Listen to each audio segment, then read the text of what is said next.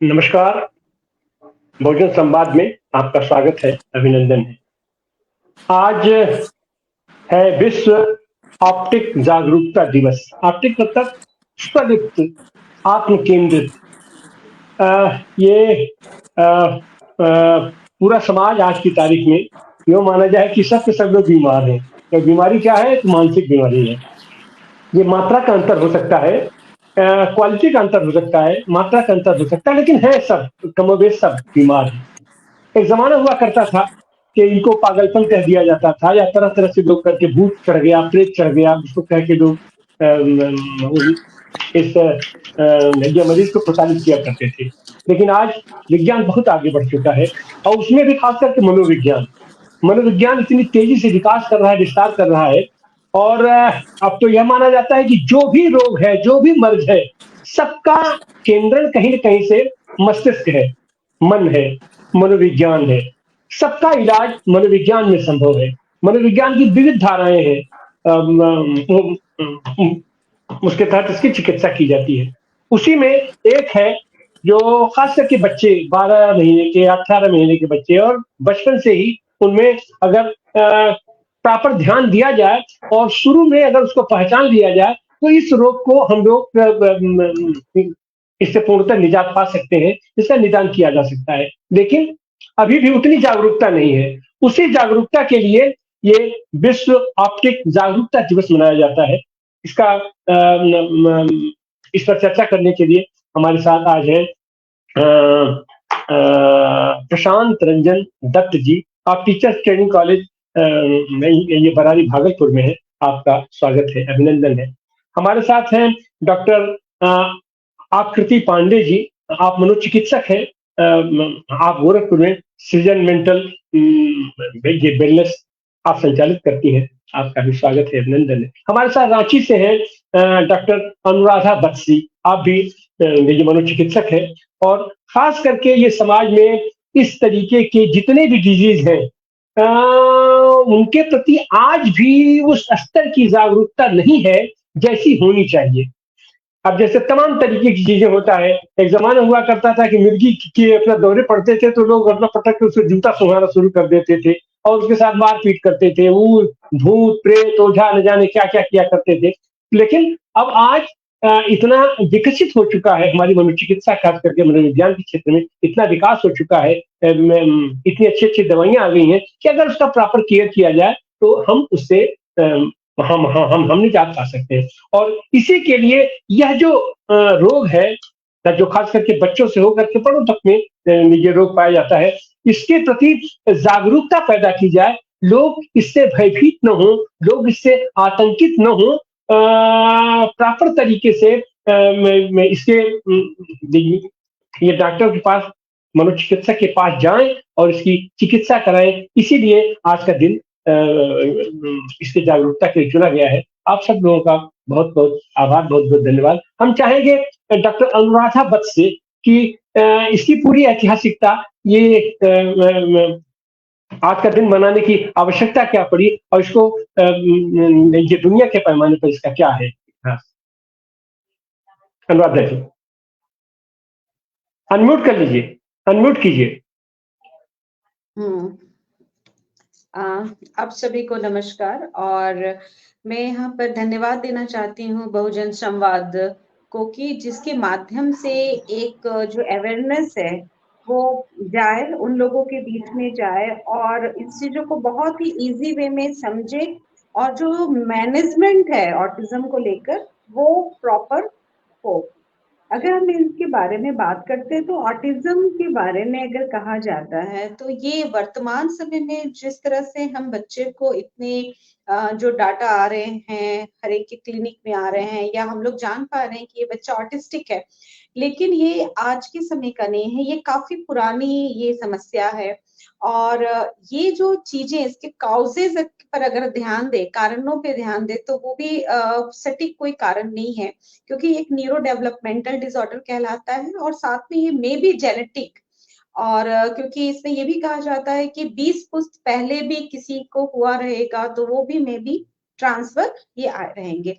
तो अगर हम क्योंकि जो अगर हम क्लास 8 और 9 में जब हम लोग न्यूटन के बारे में पढ़ते हैं, जो हमें गुरुत्वाकर्षण के बारे में बताया, जो खुद भी एक ऑटिज्म थे, तो आप सोच सकते हैं कि ये जो एक स्पेक्ट्रम है, ये कितनी पुरानी चीजें हैं। ऑटिज्म का जो हिंदी जो शब्द होता है, वो जो स्वालीन होता है, माने स्वयं में लीन, ठीक है?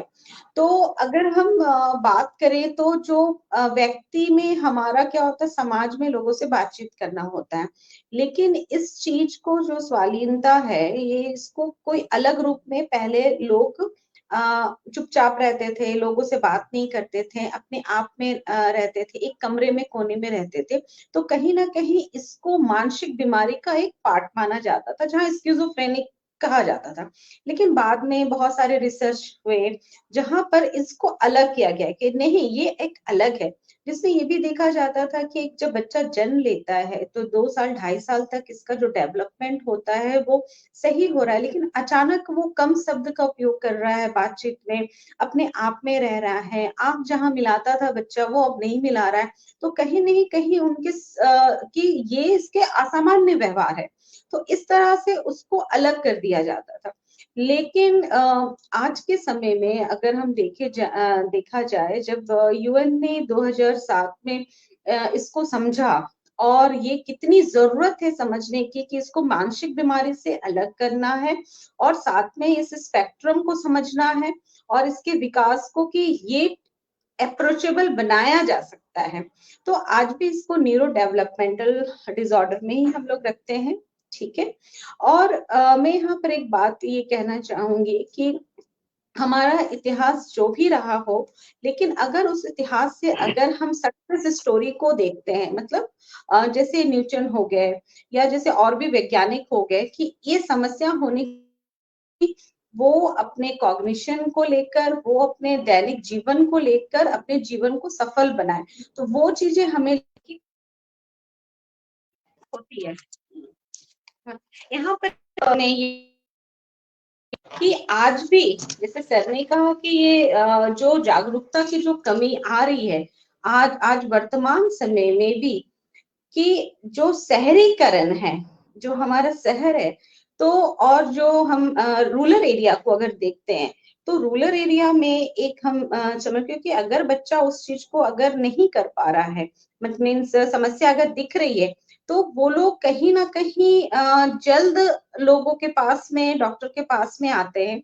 लेकिन जब शहर में इस तरह की समस्या होती है, तो सबसे पहले क्या होता है, माता पिता के थ्रू जो एक्सेप्टेंस है कि हमारा जो बच्चा वो बोल क्यों नहीं रहा है, पहले बोलता था, तो वो डिफरेंट जो मेडिकल हम लोग कहते हैं ना, घूमना, हर एक डॉक्टर के पास में घूमते हैं। फिर एक आती कि डिनायल फेज आती है कि नहीं, ऐसा नहीं हो सकता है। तो उसमें एक सबसे बड़ी समस्या आती है कि उनका जो अर्ली इंटरवेंशन जो उपचार रहता है, वो हमारे हाथ से निकल जाता है 0 to 6 ईयर, जो बहुत जरूरी रहता है। तो वो एक प्रॉब्लम आती है। तो यहाँ पर मैं यही कहना चाहूंगी कि ये जो जागरूकता इसलिए बताया जा रहा है कि जो सफल और जो मैनेजमेंट प्रॉपर हो, इस समस्या में जो सिम्टम्स होते हैं उनकी पहचान समय पर हो, और जो, क्योंकि इसकी मेडिसिन नहीं है, ठीक है, इसलिए मैनेजमेंट बहुत जरूरी है। अगर आज भी अगर कोई मेडिसिन चल रही है, तो वो ये नहीं कहा जा सकता कि ये मेडिसिन से ऑटिज्म ठीक हो सकता है। सिर्फ हम लोग मैनेजमेंट करते हैं, जिसमें विभिन्न तरह के थेरेपीज होते हैं, उस थेरेपीज के थ्रू हम उस बच्चे को अप्रोचेबल बनाने की कोशिश करते हैं। और वो 0 to 6 ईयर बहुत इंपॉर्टेंट होता है। और जब ये 0 to 6 ईयर अगर निकल जाता है हमारे हाथ से, हमारी कोशिश रहती है, लेकिन फिर भी हम उनको समाज में, परिवार में रहने लायक के लिए, और अगर उनका सिर्फ कॉग्निशन बहुत अच्छा है, तो बहुत हद तक बहुत सारे काम को वो कर सकते हैं।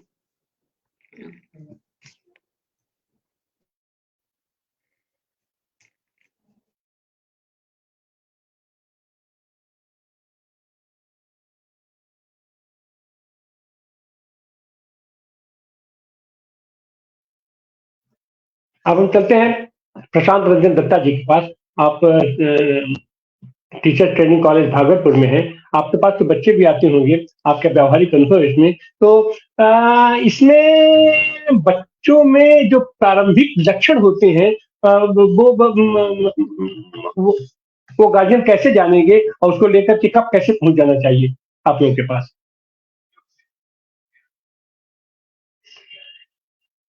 अनम्यूट कीजिए, अनम्यूट कर लीजिए दत्ता जी। हाँ, प्रणाम सर आपको जी सभी को, नमस्कार।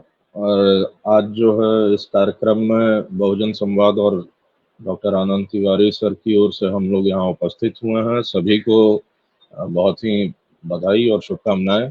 क्योंकि आज जो हम लोग उपस्थित हुए हैं ये विश्व ऑटिज्म जागरूकता दिवस के अवसर पर हम लोग उपस्थित हुए। वर्ल्ड ऑटिज्म अवेयरनेस डे है आज।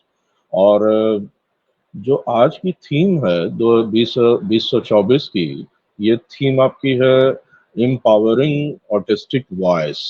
तो ये थीम रखी गई है एम्पावरिंग ऑटिस्टिक वॉइस कि हम लोग इसका उद्देश्य ये है कि जो ऑटिस्टिक बच्चे हैं उनको किस प्रकार से हम लोग उसको और इस ढंग से हम लोग रखें कि उनको और समर्थन मिले, उनको और शक्ति मिले, जिससे वो और अच्छे ढंग से निश्चित हो सकें और सार्थक जीवन जिएं, अपने करियर को बनाएं, सफल जीवन जिएं। तो ये उद्देश्य इसका रखा गया। सबसे पहले ये जानना होगा कि ऑटिज्म क्या है। ऑटिज्म, जिसको हिंदी में जैसा मैडम ने भी अभी बताया स्वालीनता कहा जा रहा है, तो ये ऑटिज्म जो है ये एक मनोवैज्ञानिक मानसिक रोग है। ये एक ऐसा डिजीज हो जा रहा है जो न्यूरो डेवलपमेंट डिसऑर्डर भी कहा जा रहा है। इसको एक मानसिक रोग है और इसका लक्षण जो है बाल्यावस्था में ही बच्चों में नजर आने लगता है कि बच्चे जो होते हैं वो सामान्य ना हो करके ये थोड़े डिफरेंट बच्चे हो जाते हैं।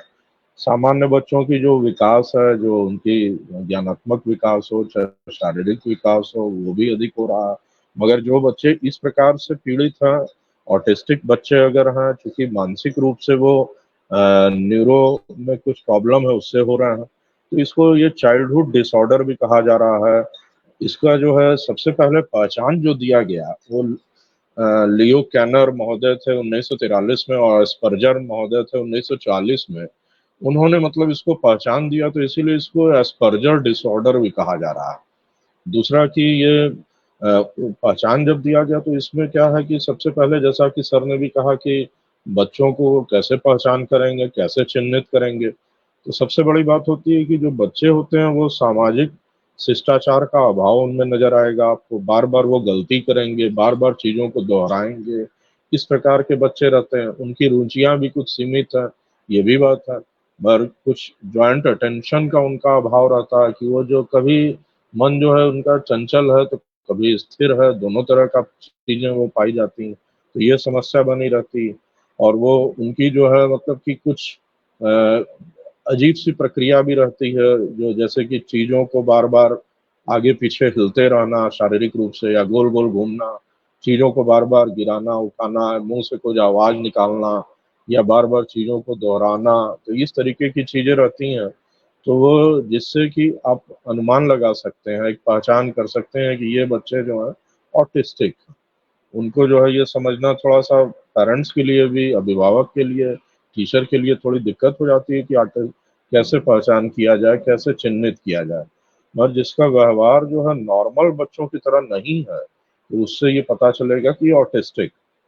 मगर आप ये नहीं कर सकते कि ये बच्चे आईक्यू लेवल कम है, ऐसा भी नहीं कर सकते हैं। क्योंकि जैसा अभी मैडम ने बताया कि आप ध्यान दिए होंगे इस तथ्य पे, उन्होंने न्यूटन का भी नाम लिया और आइंस्टीन भी ऐसे थे। तो वो शुरू में जो बच्चे थे उन लोग, वो भी जो है स्वाधीनता से पीड़ित थे।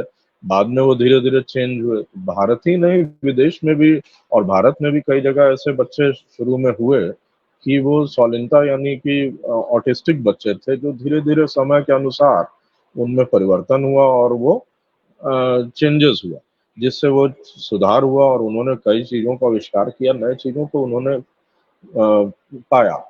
तो ऐसा नहीं है कि ऐसे बच्चे जो हैं बस केवल, जैसे कि लोग समझते हैं कि ये पागल हैं या मेंटल रिटार्डेशन वाले बच्चे हैं, मंद बुद्धि हैं।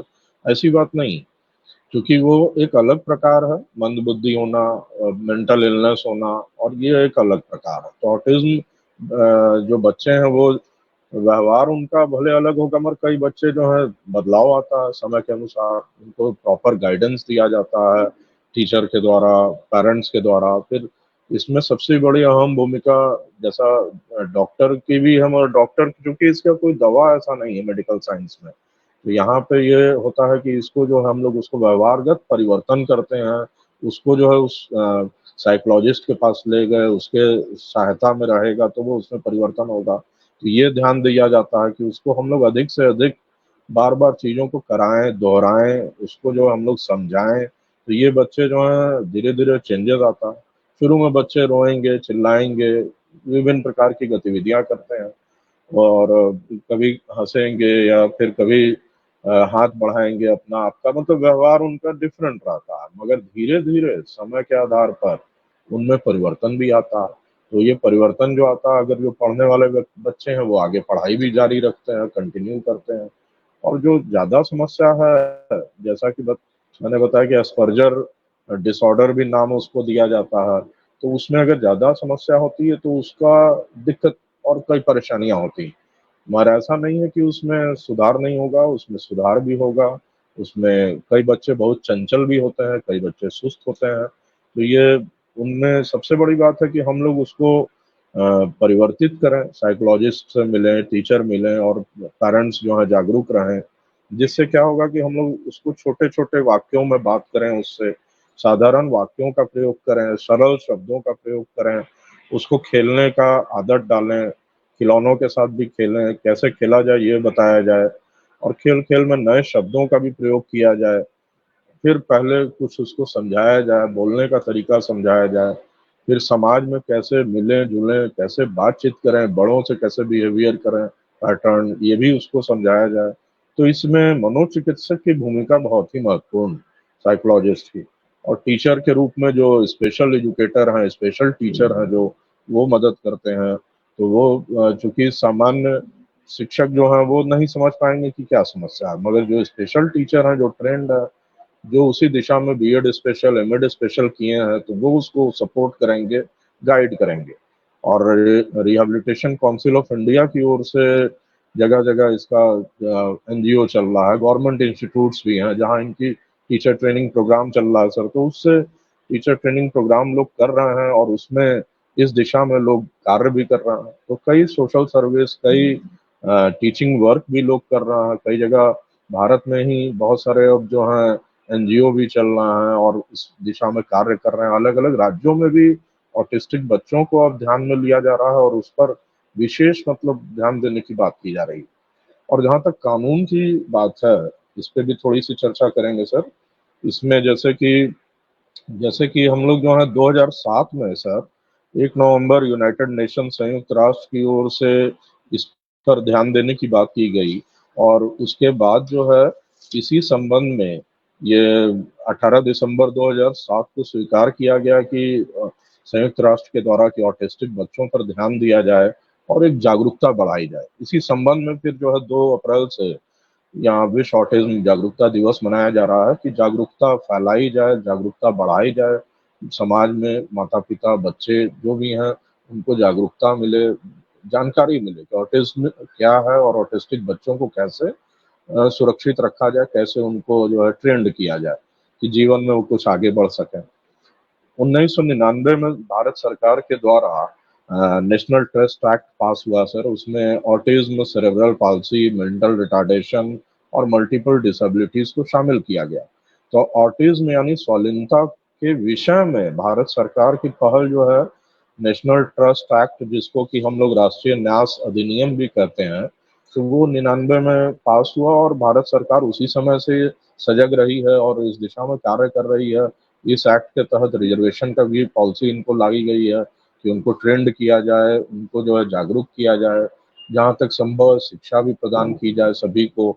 जो मस्तिष्क से संबंधित पीड़ित जो ग्रसित बच्चे हैं, उनको शिक्षा भी प्रदान किया जाए। अभी 2016 में नया कानून भी आ गया है डिसेबिलिटीज का, तो उस नए कानून के तहत भी ऑटिज्म को शामिल किया गया, और कैटेगरी जो है डिसेबिलिटी की, अब उसको जो है अब तो विकलांगता के नाम पे नया नाम आ गया, आपका दिव्यांग आ गया। तो दिव्यांगता की श्रेणी भी जो है बढ़ गई है। ये बड़ी बात हुई कि उसमें 21 श्रेणी आ गया जिसमें ऑटिज्म को भी शामिल किया गया है। और आज के संदर्भ में देखिएगा तो ये एक महत्वपूर्ण पहलू है कि भारत सरकार और राज्य सरकार दोनों के सहयोग से इस दिशा में कार्य हो रहा है। ऐसा नहीं है कि अब इस पे जागरूकता की तो होनी ही चाहिए, क्योंकि जागरूकता इसलिए कि जो जिसको जानकारी नहीं है ऑटिज्म क्या है, तो वहाँ पे और जागरूकता फैलाई जाए, जहाँ पे अवेयरनेस कम है उसको बढ़ाया जाए, जानकारी दी जाए। इस दिशा में सरकार भी पहल कर रही है, प्रयास कर रही है, और हम लोगों का भी प्रयास होना चाहिए as a teacher, as a professor, जो लोग हैं जो इस दिशा में कार्य कर रहे हैं, साइकोलॉजिस्ट हैं, टीचर हैं, कि वो जानकारी बढ़ाएं। जो मीडिया पर्सन है वो भी जानकारी उसको बढ़ाएं। तो इस संबंध में बहुत जरूरी है कि मीडिया के लोग जो है, जैसे सर ने इसमें तुरंत पहल किया है, बहुत बड़ी बात है कि आज के दिन में जो है सर ने पहल किया, तुरंत इस पे जो एक्शन लिया। आनंद सर की बहुत बड़ी बात है कि वो तुरंत तैयार हुए कि हाँ ये कार्यक्रम होना चाहिए। तो ये एक ऐसा कार्यक्रम है जिसमें मीडिया की भूमिका भी महत्वपूर्ण। अगर मीडिया मदद नहीं करेगी तो फिर उसमें बाकी जो शिक्षक हैं या साइकोलॉजिस्ट हैं वो उसमें मदद नहीं कर पाएंगे। तो अवेयरनेस बढ़ाने में मीडिया की भूमिका जो है, जो फोर्थ पिलर है हम लोगों का, उसकी भूमिका महत्वपूर्ण हो जाती है। और साथ साथ सभी की भूमिका महत्वपूर्ण इसलिए है कि इन बच्चों के प्रति जो है हम लोग अवेयर हों, जागरूक हों, उसको बेचारा नहीं बनाइए। अगर बेचारा बना दीजिएगा तो दिक्कत होगी। यहाँ पे विकलांग बच्चों को, दिव्यांग बच्चों को, खासतौर से ऑटिज्म जो है उसको हम लोग समर्थन दें, उसको आगे बढ़ाने का प्रयास करें। और सभी की भूमिका इसमें महत्वपूर्ण, माता पिता हों, शिक्षक हों, मीडिया कर्मी हों, मनोवैज्ञानिक हैं, तो सभी लोगों की भूमिका महत्वपूर्ण है, जिससे उसमें निश्चित रूप से परिवर्तन आएगा। और विदेशों में जैसे आज जो जागरूकता ज़्यादा है, तो वहाँ पे ये भी बात है कि लोग शिक्षित हैं। यहाँ हम लोग शिक्षित नहीं, और बहुत लोग शिक्षित नहीं है, अवेयरनेस वहाँ पे कमी हो जाती है। जहाँ शिक्षा का अभाव है, लोग अशिक्षित हैं, तो वो जागरूकता होनी जरूरी है। और गांव में या लड़कियों में भी जागरूकता होनी चाहिए कि जो ऑटिस्टिक पीड़ित हैं तो उसको कैसे हम लोग उबारें, कैसे उसको जीवन के मेन स्ट्रीमिंग में लाएं, ये जरूरी है सर। क्योंकि जीवन में उन लोगों को हम लोग अगर पीछे छोड़ देते हैं तो वो भी ठीक नहीं।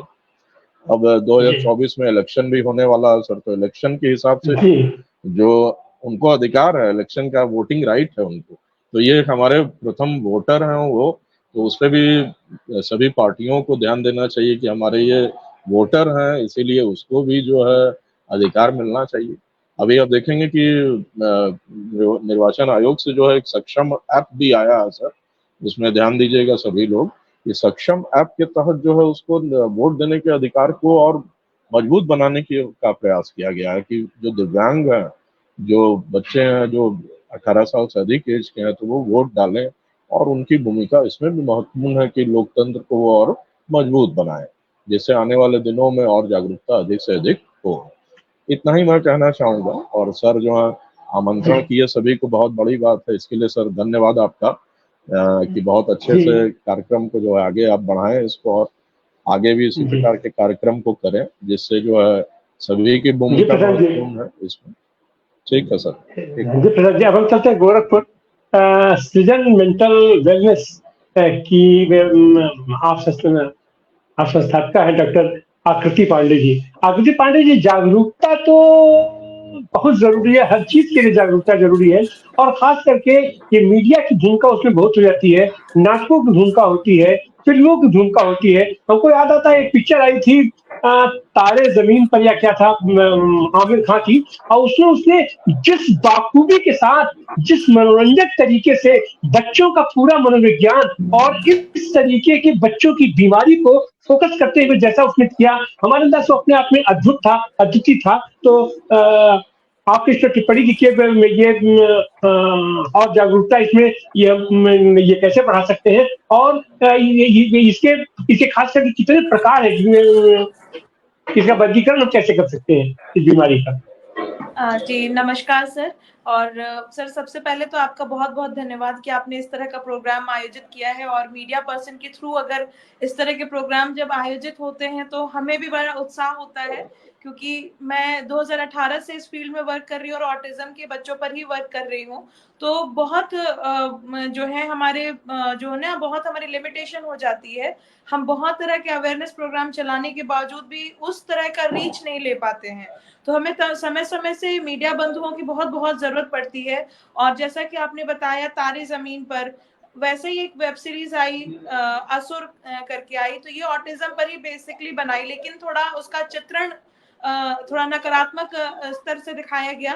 तो लेकिन समझने के लिए अच्छी चीज है कि अगर उसका मैनेजमेंट अगर हम बचपन से ही नहीं करते हैं, माँ बाप बहुत छोटी छोटी चीजों को नजरअंदाज कर देते हैं। तो इसमें बहुत सारी चीजों का, जैसा रंजन सर ने भी बोला कि माँ बाप की भी बहुत बड़ी भूमिका होती है, हमारे समाज की बहुत बड़ी भूमिका होती है, मीडिया प्रसारण बंधुओं का भी बहुत बड़ा भूमिका होता है, किसी एक बीमारी के बारे में या किसी समस्या के को उजागर करके लोगों को उसके बारे में सही तरीके से समझा देने में। और उसके बाद इसमें मनोवैज्ञानिकों का बहुत बड़ा रोल होता है कि वो किस तरीके से ट्रीटमेंट प्लान करते हैं और पेरेंट्स को भी कैसे नॉर्मल करते हैं, और ये सारी चीजें हैं। अब जैसा कि आपने सर सवाल किया कि ऑटिज्म के कितने प्रकार होते हैं, तो बेसिकली जैसा पहले से चलता चला आ रहा है वैसे उसको न्यूरोलॉजिकल डेवलपमेंट डिसऑर्डर कहते थे, और ये क्लासिकल ऑटिज्म के नाम से जाना जाता था। आज की डेट में कोरोना के बाद से इसमें वर्चुअल ऑटिज्म के भी सिम्टम्स आए थे। तो वर्चुअल ऑटिज्म जो होता है ना सर, वो पूरी तरीके से रिकवर हो जाता है, क्योंकि वो स्क्रीन से आता है, बच्चे का बहुत ज्यादा लंबे समय तक स्क्रीन पे एक्सपोजर होता है, तो उसके अंदर लुक अलाइक सिम्टम्स आ जाते हैं ऑटिज्म के, जैसे हाथ फैनिंग करना, पंजे पे चलना, सामान को सीक्वेंस करना, बुलाने पर नाम को रिस्पॉन्स नहीं करना।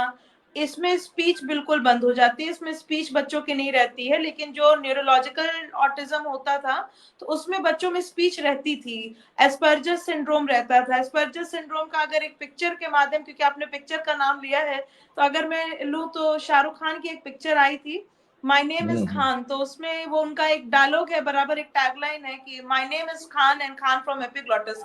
तो वो एस्पर्जस सिंड्रोम का एक बहुत बड़ा उसका वो एग्जांपल है कि क्यों ऐसे बोलते हैं, क्योंकि वो पूरा बोलने में उनको कष्ट होता है। तो ऑटिज्म में ये सिम्टम्स आते हैं, लेकिन जब वर्चुअल की जब हम बात करते हैं तो वर्चुअल में स्पीच कंप्लीटली खत्म होती है और स्पीच रहती ही नहीं है, तो उसका बहुत प्रॉपर मैनेजमेंट करना होता है। अच्छा, हमारी समाज में इतनी बेड़ियां है ना मेंटल डिसऑर्डर को लेकर के, कि अगर कोई मनोवैज्ञानिक अगर आपके बच्चे को अगर डिटेक्ट करता है ना कि आपके बच्चे को ये डिसऑर्डर हो गया है, तो उसको इस तरीके से नहीं लेते हैं कि इसको हमारा सॉल्यूशन मिल रहा है, वो उसको लेते हैं मेरे बच्चे को पागल साबित करना चाहते हैं। मनोवैज्ञानिक के सेंटर पर भी आने से बचते हैं कि सेंटर पर जाने का मतलब है कि मुझ पर और मेरे बच्चे पर पागल का टैग लग जाएगा। तो आपके ही चैनल से मैं ये बताना चाहूंगी कि हमें पागलपने का इलाज करना कभी नहीं सिखाया गया है। हमारी पूरी पढ़ाई में किसी भी बीमारी को पागलपन नहीं कहा गया है।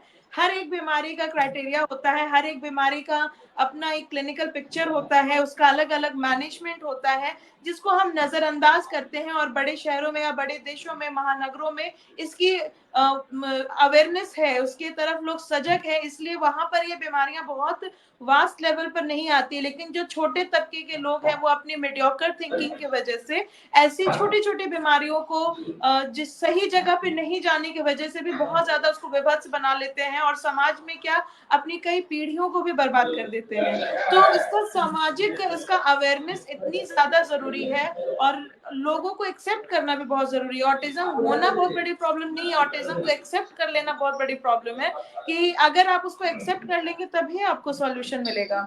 एक साइकोलॉजिस्ट कितनी बार चिल्लाता रहेगा कि सबसे बड़ी बात दूसरी प्रॉब्लम ये है कि जैसा मैम ने भी बोला कि इसका कोई ट्रीटमेंट नहीं है। तो हमारे पास जब पेरेंट्स आते हैं ना तो उनको लगता है कि ऑटिज्म हो गया है, ये कोई मेडिसिन लिख दें और 2 महीने में मेरा बच्चा ठीक हो जाए। तो या ट्रीटमेंट के लिए भी हमसे क्वेश्चन किया जाता है कि इसका कोर्स ऑफ पीरियड क्या है। तो कैसे बताई जाए, जो बीमारी ग्रेजुअली आई है तो उसको हम विद इन मतलब जादूगर हम नहीं है, हम उसको जादू से नहीं खत्म कर सकते, या हम उसको तुरंत 2 महीने के कोर्स चलाकर 6 महीने का कोर्स चला के नहीं कर सकते हैं। वो एक बिहेवियरल डिसऑर्डर है और वो धीरे धीरे आई है और धीरे धीरे ही जाती है, उसका मैनेजमेंट होता है बराबर। कोई भी मनोचिकित्सक हो या मनोवैज्ञानिक हो, वो अपने प्लेटफॉर्म से अगर कभी भी वो कहेगा तो वो यही कहेगा कि इसका मैनेजमेंट होता है, वो ये कभी भी नहीं कहेगा कि इसको पूरे तरीके से रिकवर किया जाता है। तो ये वाली चीज है, तो मैनेजमेंट कभी भी मैनेज ही होता है, कोई भी चीज एकदम रातों रात जादू नहीं होती है। तो इसका अवेयरनेस बीमारी के साथ साथ इसके मैनेजमेंट का भी अवेयरनेस पेरेंट्स को होना बहुत जरूरी है कि आप जिस समस्या से ग्रसित हैं, आपने उस बीमारी को बच्चे को दिया है और उसको ठीक होने में आपको पेशेंस रखना होगा, उतना आपको कॉन्फिडेंस रखना होगा, आपको अपने एक्सपर्ट पे भरोसा करना होगा, क्योंकि इसकी कोई दवा नहीं है। अच्छा, बहुत सारे पीडिया डॉक्टर्स के पास ना कुछ ऐसी मेडिसिन है जिसको लगता है पेरेंट्स को देखकर कि नहीं मेरे बच्चे में बड़ा इंप्रूवमेंट आ गया है, तो वो करते क्या है ना कि स्किज़ोफ्रेनिया जो कि न्यूरोलॉजिकल डिसऑर्डर में इस्तेमाल हुआ करता था, कॉग्नी बूस्ट और स्किज़ोफ्रेनिया सिजोडोन टाइप की मेडिसिन को दे करके बच्चे का इम्पल्स सडन डाउन कर देते हैं। तो इन सब दवाओं का हानिकारक इफेक्ट उसकी लाइफ लॉन्ग जो उसकी थ्रेटनिंग डिजीजेस है उसको कितनी चीजों को वो ट्रिगर कर रहा है, इसको जाने समझे बगैर गार्जियन उसको दवाइयों को दे देते हैं। कुछ समय के लिए तो बच्चे बिल्कुल ठीक रहते हैं, लेकिन उसके बाद उनके अंदर फिट्स जैसे सिम्टम आने लगते हैं, तब गार्जियन परेशान होने लगते हैं। तो ऐसे सिम्टम्स को हमको क्यों बढ़ावा देना है? आप ठीक है डॉक्टर से कंसल्ट कर रहे हैं, आप थोड़ा सा कुछ अवेयरनेस के लिए पढ़ाई कर लीजिए। कुछ गार्जियन इतनी ज्यादा पढ़ाई कर लेते हैं कि वो हमारा ही पूरा चैप्टर रिवाइज करा देते हैं।